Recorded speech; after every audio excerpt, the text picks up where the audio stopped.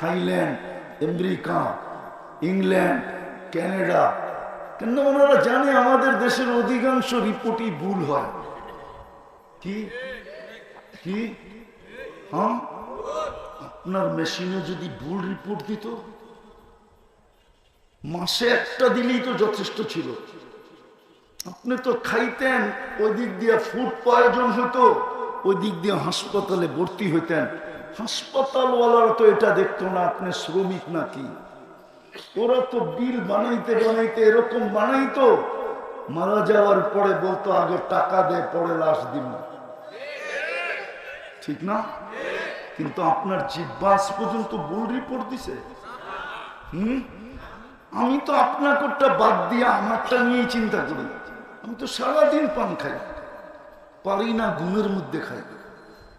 আমার জিহ্বা তো আজ পর্যন্ত ভুল রিপোর্ট দিল না। আপনার জিহ্বা তো ভুল রিপোর্ট দেয় না। এই বাজেট কে দিতেছে? যদি গ্রাম শুনতে মেশিন দিয়া শুনতে হইতো, আমি 3টা দেখাইলাম, 300 দেখাইতে পারি। 300 এই শরীরটাকে খুলা ওপেন করে দেখাইতে পারি আপনাদেরকে। এই জন্যই আমার কথা শুরুটা ছিল, চিন্তা করি আমি সারাদিন আল্লাহর ভোগ করি কতটুকু, আর সারাদিনে আল্লাহ আল্লাহ করি কতটুকু। আমি কিন্তু যাত্রী, কালকে এই চেহারাটা কি করে দেখাবো? যিনি আমাকে সৃষ্টির ভিতরে শ্রেষ্ঠত্ব দিলেন, যিনি আমাকে মুসলমানের ঘরে নির্বাচিত করলেন, যিনি আমাকে উম্মতে মুহাম্মদী বানাইলেন, যিনি 24 ঘন্টা আমাকে ডাকতে থাকেন মাফ করার জন্য, কালকে এই চেহারাটা কি করে দেখাবো? উত্তরেই বা কি দিব, মনটাকে সান্ত্বনাই বা কি দিয়া দিব? বাড়িওয়ালা তো হইতে পারলাম না, মালিক তো হইতে পারলাম না। এইখানে তো সব বারাটিই হবে, 2-4 জন স্টেজের লোক ছাড়া সবাই তো বারাটিয়া। কি দিয়ে মনকে সান্ত্বনা দিব? অথচ জান্নাত দিয়ে তো কিনতে চাইতেছেন। জান্নাত খোলার সময় নেই আমার কাছে, আবার কখনো আসলে খুলবো। একটু ভাবেন। শেষ কথা বলতেছি, ভাবতে ভাবতে যদি এই উম্মতের জন্য ভিতর থেকে যদি একটা ধাক্কা লাগে না, ধাক্কা, যে হায় আমি বুঝি শেষ, আমি বুঝি জাহান্নামী, আমি বুঝি ধ্বংসপ্রাপ্ত, আমি বুঝি শেষ। আল্লাহ বলতেছে, আল্লাহ, আমি আল্লাহর কথা শুনাইতেছি। আল্লাহ বলে ফালাম্মা তায়াক্কানতা বিল বাওয়ার ওয়া যানানতা আন্নাকা মিন আহলিন নার। আফসোস যদি আপনারা আরবি জানতেন, তাহলে আমার এই আরবি পড়াটা আরো মজার হতো। আল্লাহ বলে ফালাম্মা তায়াক্কানতা বিল বাওয়ার ওয়া যানানতা আন্নাকা মিন আহলিন নার মানাহতু ইলাইকা রিদওয়ানি ওয়াল্লাইতু ইলাইকা গুফরানি ওয়া কুলতু লাকা লা তাহজান গফরতু লাকা যুনুবা ওয়াল আওসার ওয়া লিআজলিকা সাম্মাইতু নাফসি আল আজিজুল গফফার। আল্লাহ বলে তুই চিন্তা করতে করতে এই সিদ্ধান্তে পৌঁছতে দেরি, তুই যখন এই সিদ্ধান্তে পৌঁছলি হায় আমি বুঝি শেষ, তুই সিদ্ধান্তে পৌঁছতে দেরি, আমি রেজার চাদর দিয়ে তোকে ডাকতে দেরি করি না, মাগফিরাতের ভিতরে ডুবাইতে দেরি করি না, ছুটা এসা তোর পিঠে হাত বুলাইতে দেরি করি না। আর আমি চিৎকার দিয়া বলি চিন্তার কোনো কারণ নাই, তোর চিন্তাই তোর গুনাহ খাতাকে মাফ করে দেওয়া হলো। চিন্তার কারণেই তোকে মাফ করে দিলাম। আর তোর জন্যই তো আমি আজিজুল গফফার। নাইলে আমার এই নামটা ধারণ করার দরকারই কি ছিল? আজিজুল গফফার নাম ধারণ করার দরকারটা কি ছিল? এই জন্য আসেন চিন্তা করি, ভাবি। ভাববেন? আরে ভাববেন নাকি? হ্যাঁ হ্যাঁ, আর একটা কাজ করতে হবে যদি পারেন, আরো 1-2টা কাজ করতে হবে। চলেন আজকে আল্লাহর কাছে তওবা করব। পারবেন মনের থেকে তওবা করতে? কে কে পারবেন দেখি? পাক্কা? তাহলে বলে দেন আল্লাহ অতীত থেকে তওবা করলাম, বলেন বলেন বলেন, মনের থেকে বলেন। নামান যদি মনের থেকে বলে থাকেন রব্বে কাবার কসম, আপনি নিষ্পাপ, আপনার গুনাহ নাই। এই উম্মত জানে না আল্লাহর সাথে কতটুকু দোস্তি।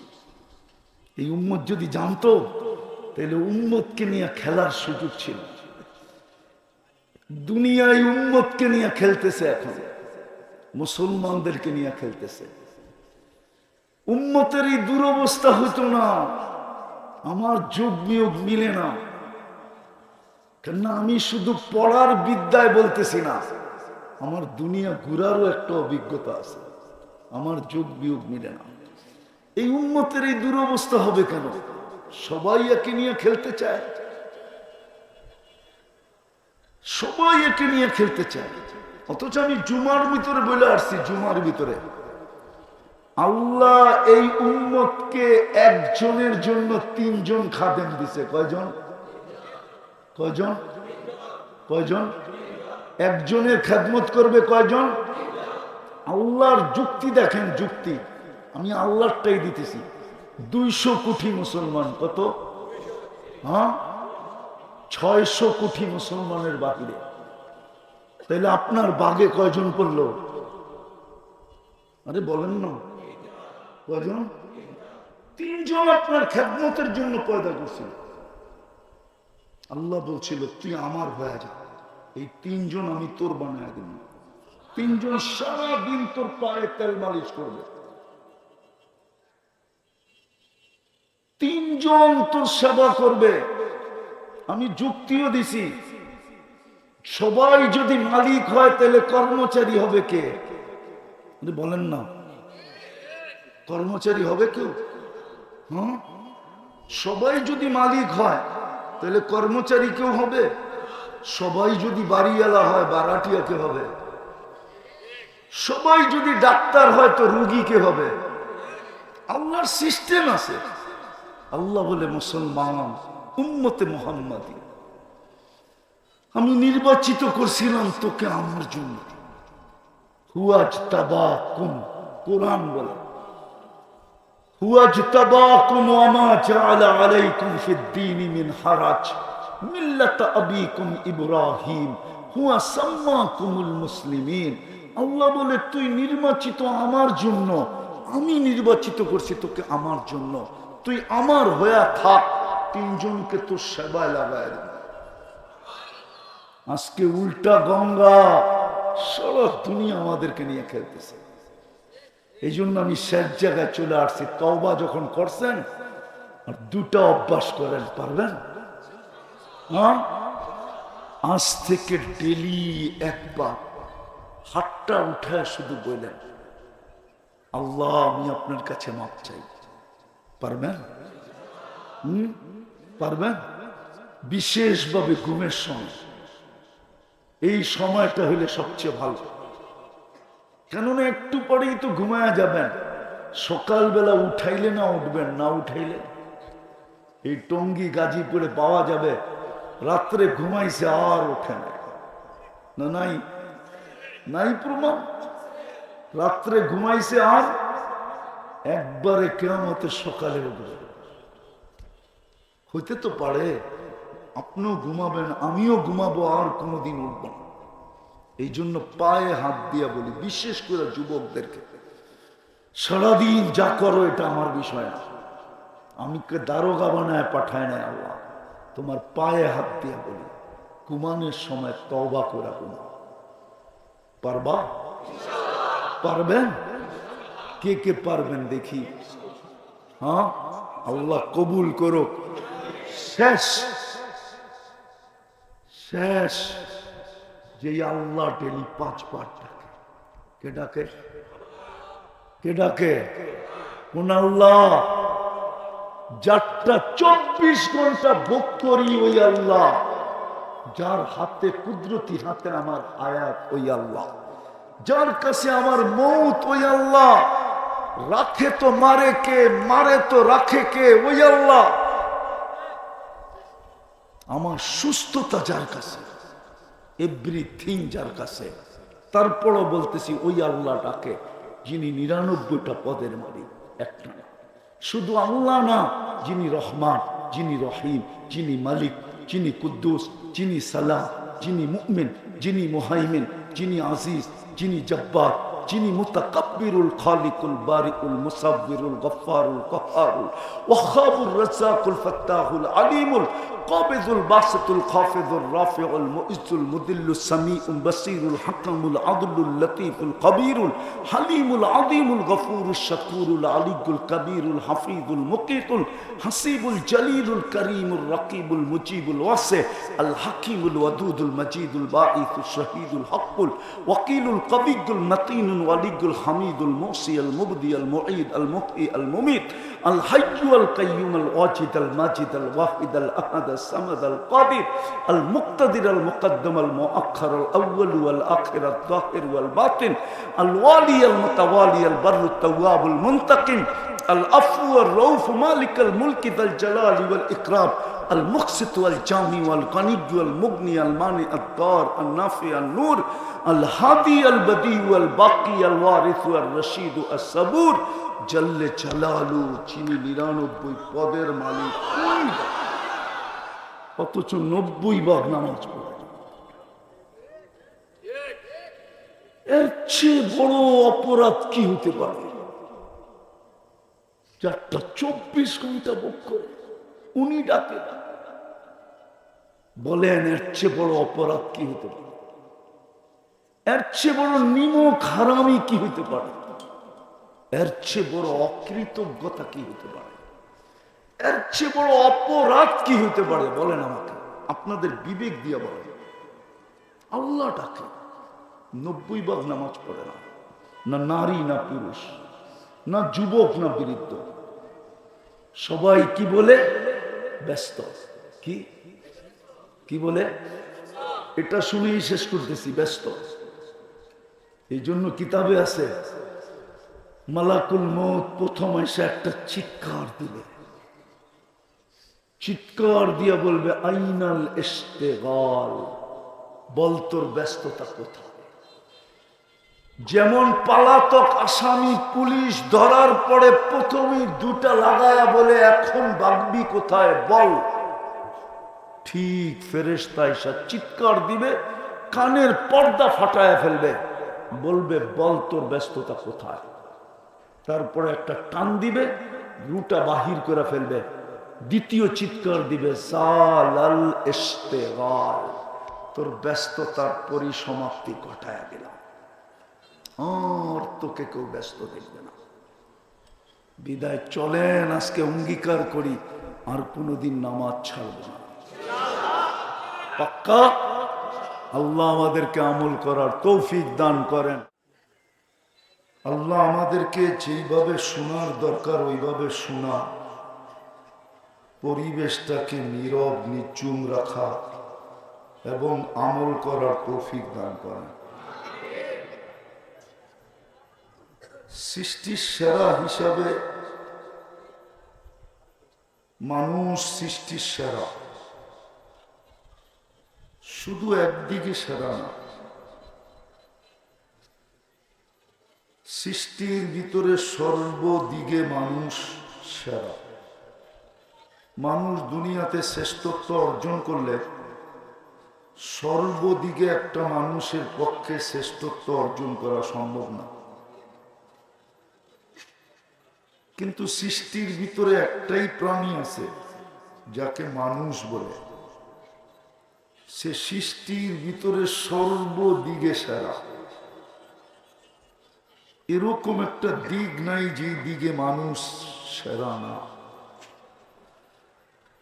সবচেয়ে বড় সেরা হলো মানুষের ব্রেনটা।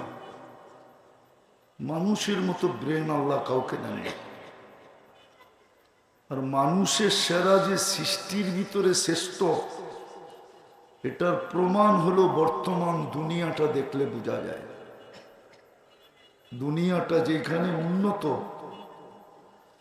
যদি আমাদের মতো কারো ব্রেন এত উন্নত হতো কোনো প্রাণীর, তো ওরাও আমাদের সাথে প্রতিযোগিতা করত, কিন্তু আমাদের কোনো প্রতিদ্বন্দ্বী নাই। ঠিক না? বিদায় এত বড় ব্রেন দেওয়া সত্ত্বেও যদি একটা জিনিস চিন্তা না করি, তাহলে মনে হয় না এটা আমাদের জন্য সমুচীন হবে, উচিত হবে না। আমাদের চিন্তা করা উচিত একটা জিনিস। আমি কথা লম্বা করবো না, সুযোগও নেই লম্বা করা, অল্প সময়ের ভিতরেই শেষ করব। চিন্তা করা উচিত, এত বড় ব্রেন, বুদ্ধি যেটাকে বলে, একটু চিন্তা করা উচিত যে আমি আল্লাহর 24 ঘন্টা ভোগ করি কতটুকু, বিপরীতে আমি আল্লাহকে ডাকি কতটুকু। 24 ঘন্টা আমি আল্লাহর কতটুকু ভোগ করি। বলবেন এই দুটা আমি চিন্তা করব কেন? চিন্তা করব কেন এটাই বলতেছি। কেন চিন্তা করব? কেননা আমরা কিন্তু যাত্রী, যার কাছ থেকে আসছি তার কাছে ফিরা যাবে। আমরা কিন্তু মৌতের যাত্রী, মৌতের মাধ্যমে আমরা যাব, মৃত্যুর মাধ্যমে যাব। আওয়াজ না, আওয়াজ না, আওয়াজহীন। কেননা শয়তান চাবে না আপনি মনোযোগ দেন,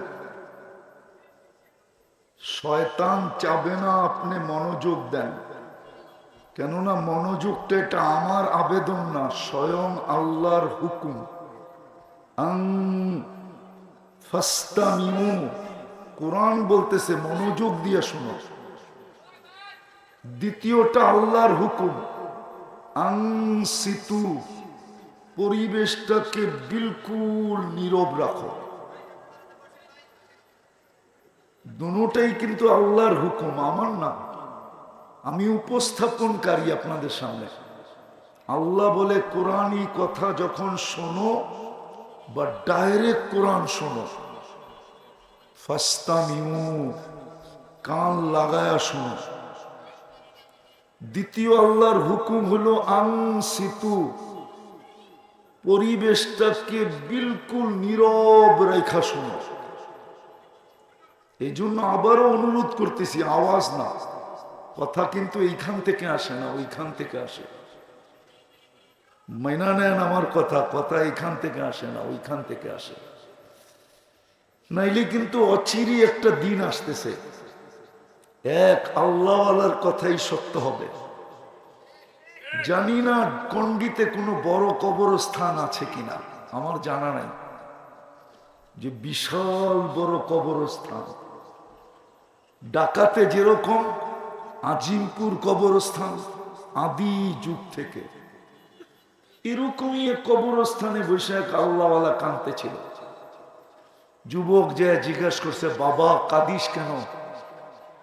এই কবরস্থানে তোর কান্না দেখবে কে? আর যদি তোমার প্রয়োজন থাকে তাহলে কবরস্থান, এখানে তোমার প্রয়োজন মেটাবে কে? চলো লোকালয়ে যে কাঁদো। তো বাবা বলতেছিল, যুবক আমি যদি তোমাকে বলি তো তুমি বুঝবে? তো যুবক বলতেছে, বলো বাবা। তো বাবা বলতেছিল, আল্লাহওয়ালা বলতেছিল, যুবক আমি চোখে দেখতেছি এই কবরের মানুষগুলা যখন উপরে ছিল না, যেমন আমরা এখন উপরে, ঠিক না? না ভিতরে?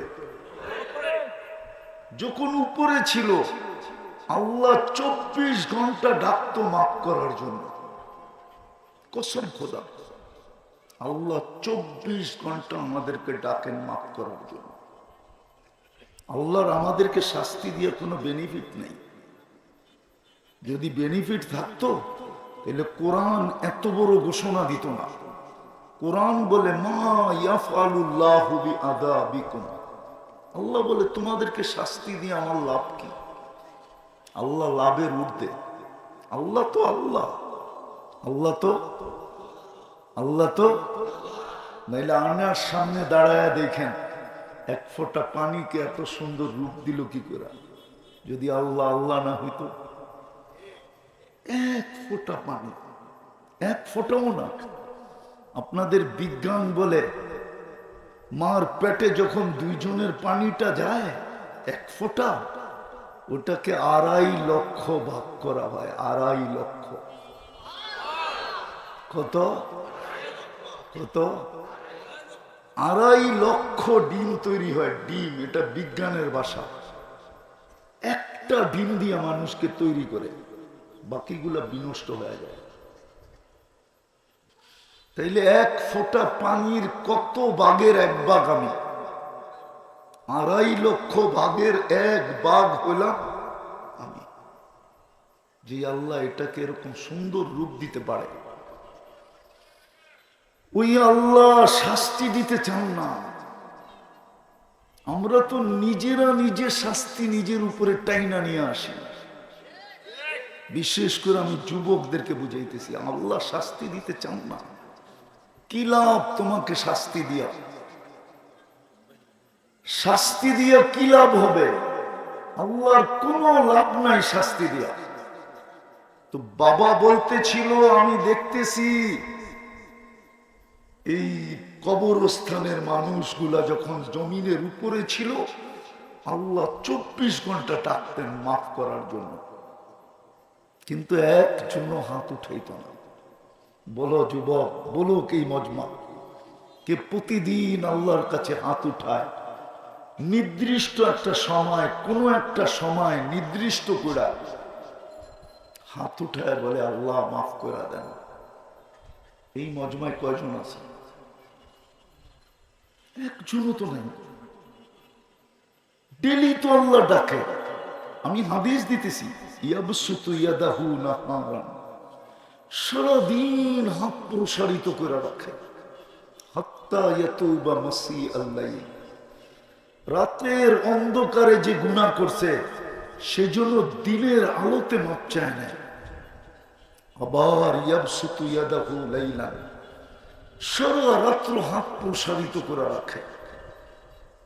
হাত্তা ইয়াতুবা মাসিআন নাহার, যে সূর্যের আলোতে গুনাহ করছে সেজন্য চুপে চুপে রাতের অন্ধকারে মাপ চায় না। আরেকটা শোনাবো, দুনিয়ার মানুষের স্বভাব হলো প্রতিশোধ নেওয়া। কি নেওয়া? কি নেওয়া? মানুষ হ্যান্ডকাপ পড়াইতে ভালোবাসে, বেড়ি পড়াইতে ভালোবাসে, ডান্ডা বেড়ি পড়াইতে ভালোবাসে, ছিকল পড়াইতে ভালোবাসে, কোর্ট কাচারি ভালোবাসে, জেল জরিমানা ভালোবাসে, ঠিক না? হ্যাঁ, এমনকি ফাঁসির কাস্টে চড়ানো ভালোবাসে। জানি না যুবক বুঝবে কিনা, রব্বে কাবার কসম। ও যুবক, যে আল্লাহ তোমাকে যৌবন দিছে একটু ভাবো, ওই আল্লাহ তোমাকে মাফ করা ভালোবাসে। ইউহিব্বুল আফওয়া। আল্লাহ বলে দুনিয়া আলাদের নীতি রীতি ভিন্ন, আমারটা ভিন্ন। দুনিয়া আলারা আসামিকে তালাশ করতে থাকে। আমরা দেখছি এবং দেখতেছি, অতীতও দেখছি, এখনো দেখতেছি, হবে। এইখানেও ফেরেশতা হবে। আমাদের পিছনে লোক লাগানো থাকে, ইন্টেলিজেন্স। আমাদের পিছনে লোক লাগানো থাকে যে বয়ানে বলে কি, বয়ানে বয়ানে দেশের বিরুদ্ধে তো বলে না, দলের বিরুদ্ধে তো বলে না, ব্যক্তির বিরুদ্ধে তো বলে না, অপপ্রচার তো করে না। এটা তো দুনিয়ার মানুষের স্বভাব, আসামিকে তালাশ করে। রব্বে কাবার কসম, যুবক, একটু পরেই আল্লাহ প্রথম আকাশে আসবে আসামিকে ডাকার জন্য। হালমি মুস্তাগফির ফাগফির আলা, কে আসিস? আসামি আয়, আমি মাফ করার জন্য চলে আস। আমি যেটা বুঝাইতেছিলাম, চিন্তা করা উচিত। কেন উচিত এটাও বুঝাইলাম। চিন্তা করা উচিত, আমি 24 ঘন্টা আল্লাহটা ভোগ করি কতটুকু, আমি ডেলি আল্লাহ আল্লাহ বলি কতটুকু। এই মজমায় তো একজনও নাই যে ডেলি 200 বার আল্লাহ বলে। কোন যুবক নাই ডেলি মনের থেকে 10 বার আল্লাহ বলে, 10 বার, শুধু 10 বার। অথচ সারাদিনে চ্যাট করে শত শত বার, ফ্রি SMS পাঠায় শত শত। ফ্রি দেয় না কোম্পানি, ফ্রিতে দেয় না SMS, পাঠাও না পাঠাও না। এই নিয়তে পাঠাইতে থাকে, যদি লেগে যায়। মনে হয় আপনারা বোঝেন না, ওরা বুঝছে কি বুঝাইতে চাইছি। যদি যদি আমাকে লেখা পাঠায় আই ডট ডট ইউ, ঠিক না? কিন্তু আজ পর্যন্ত তো তুমি একটা SMS লেখলা না, আল্লাহ আই লাভ ইউ। বলুক এখানে কোন যুবক লেখছে SMS-এ? মেসেজে যে কোনদিন লেখছে আল্লাহ আই লাভ ইউ, মুহাম্মদুর রাসূলুল্লাহ আই লাভ ইউ? তাহলে আমার প্রথম কথা ছিল চিন্তা করা উচিত, আমি আল্লাহটা ডেলি ভোগ করি কতটুকু, আর আমি আল্লাহ আল্লাহ করি কতটুকু। কি কারণে? আমি কিন্তু যাত্রী, পরিসমাপ্তি চেয়ে কোনো মুহূর্তেই ঘটতে পারে। যদিও আজকে ইচ্ছা স্বাধীনতা দিছেন বিদায় কিচ্ছু বলে না, নাইলে আল্লাহ, মানুষ আল্লাহর নাফরমানি করবে।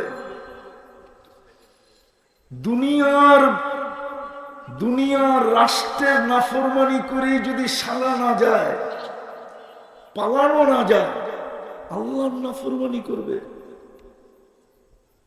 ইম্পসিবল ছিল। আল্লাহর নাফরমানি কে করে? আল্লাহ তো আল্লাহ, ঠিক না? হ্যাঁ, সত্য তো। দোয়া করি আপনাদের প্রতিনিধি হোক, ওনাকে যদি জিজ্ঞেস করি আপনাদের এই পরিবেশটার ভিতরে যদি কোন দুনিয়ার উন্নত দেশের বিজ্ঞানীদের টিম নিয়ে আসে, আর ওরা যদি এই এলাকাটা ঘুরা বলে, আমার বিশ্বাস ওরা রিপোর্ট দিবে না যে এইখানে মানুষ বাস করে কি করে। মনে হয় রাগ হয়ে গেল, বলবে এটা তো কোনো স্বাস্থ্যকর পরিবেশই না, কি করে বাস করে। কিন্তু ওরে দিয়ে যদি চেক করানো হয়, তা আমার বিশ্বাস গুলশানের মানুষের চেয়ে এই এলাকার মানুষের অ্যান্টিবডি বেশি। অ্যান্টিবডি বোঝেন কি? চিল্লান তো দিলেন। রোগ প্রতিরোধ ক্ষমতা বেশি। আমি প্রমাণ দিতেছি। 2020-এ করোনা যখন চলতেছিল, তা আমাদের তেজগাঁও বস্তিতে দেখা গেছে অ্যান্টিবডি 75, কত? আর গুলশানে হলো 65-65। বলেন গুলশান কি? বাংলাদেশের নিউ ইয়র্ক, ঠিক না? বাংলাদেশের প্যারিস, ঠিক না? আরে সত্য তো। মনে হয় গুলশান বোঝেন না, নিউ ইয়র্ক বোঝেন না। আমেরিকার নিউ ইয়র্ক হলো গুলশান, ঠিক না? হ্যাঁ, ইংল্যান্ডের লন্ডন হলো নিউ ইয়র্ক, গুলশান। উচিত তো ছিল ওদের অ্যান্টিবডি 200 থাকা। কত কত কত? যদিও 200 হয় না, কিন্তু 200ই বলবো। কেননা ওরা দামি জিনিস ছাড়া খায় না, ব্র্যান্ড ছাড়া খাই না, ছুঁয়েও দেখে না, চোখও বুলায় না। কিন্তু আল্লাহ ওদের অ্যান্টিবডি কত দিছে? 60। এখনো নেটে সার্চ দিলে পাবেন আমার কথা, এটাই পাবেন আপনি নেটে। কিন্তু বস্তিওয়ালাদের হলো 75। অথচ বস্তিতে হওয়ার দরকার ছিল যেইখানে খায় ওইখানেই বাথরুম, ওইখানেই ঘুম। সত্য তো। ওর হওয়া উচিত ছিল কত? 0, ঠিক না? কে করছে? এই জন্যই বলতেছিলাম বাবা কতটুকু আল্লাহর ভোগ করি, আর আমি ডেলি আল্লাহ আল্লাহ কতটুকু করি। আমি কিন্তু যাত্রী, যেই কোনো মুহূর্তে চলে যেতে পারি। হ্যাঁ, ঘুড়ির রশি কিন্তু আল্লাহর কাছে।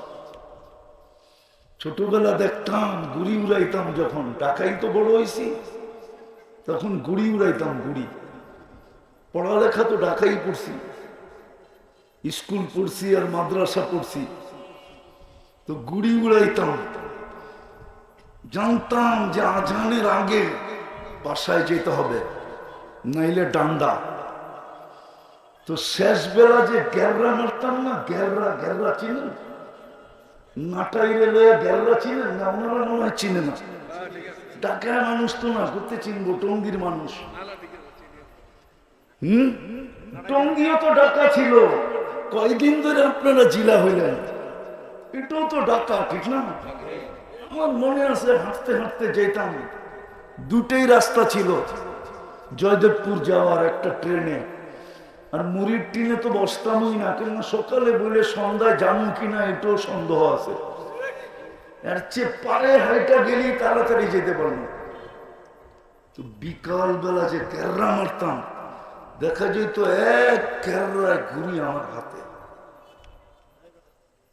হায় হায়, আমরা কিন্তু যাত্রী, সুতা কিন্তু আল্লাহর হাতে। আমি শেষ জায়গায় চলে আসছি, আর লম্বা করব। বলেন কালকে এই চেহারাটা কি করে দেখাবে? আমি সবাইকে বলতেছি, কি করে দেখাবো? কি করে দেখাবো এই চেহারাটা? আমি বাড়িওয়ালাদেরকে বলতেছি না, বারাটিয়াদেরকে বলতেছি। এখানে বাড়িওয়ালা বেশি না বারাটিয়া বেশি? মালিক বেশি না শ্রমিক বেশি? আমি শ্রমিককে বলতেছি, বারাটিয়াকে বলতেছি বাড়িওয়ালা। বাড়িওয়ালা তো মনকে বুঝ দিবে আমি একটা বাড়ির মালিক ছিলাম, মালিক তো বুঝ দিবে আমি একটা ফ্যাক্টরির মালিক ছিলাম। ও বারাটিয়ারা, ও শ্রমিকরা, আপনি মনকে কি দিয়ে বুঝ দিবেন? কি পায়া বুঝ দিবেন? মনকে বোঝান, কি পায়া মনকে বুঝ দিবেন? কি আছে আপনার কাছে? না আপনি মালিক, না আপনি বাড়িওয়ালা। আপনি মনকে সান্ত্বনা দিবেন কি দিয়া বলেন?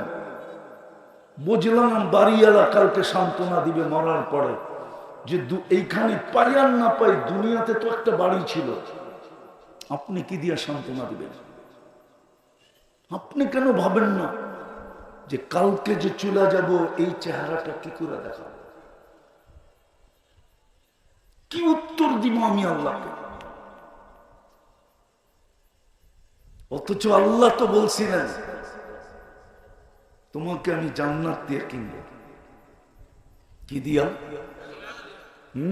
জান্নাত দিয়ে কিনতে চায়, কিন্তু শর্ত হইল যে আমি বললাম না, আল্লাহ আল্লাহ কতটুকু করলাম। আল্লাহ আল্লাহ যদি করতে পারি, তাহলে রব্বে কাবার কসম, আরেকটা শব্দ বলি, প্রস্তুতি যদি নিতে পারি, তাহলে আল্লাহ জান্নাত দিয়ে কিনবে। এটা আল্লাহর অঙ্গীকার। জান্নাত চিনেন?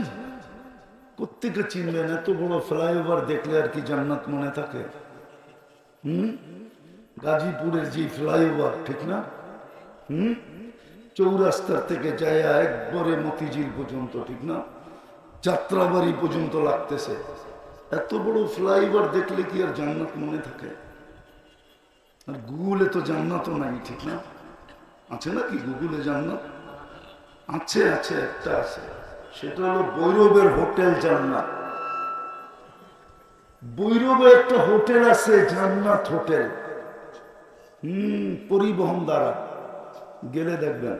বৈরব যান কখনো?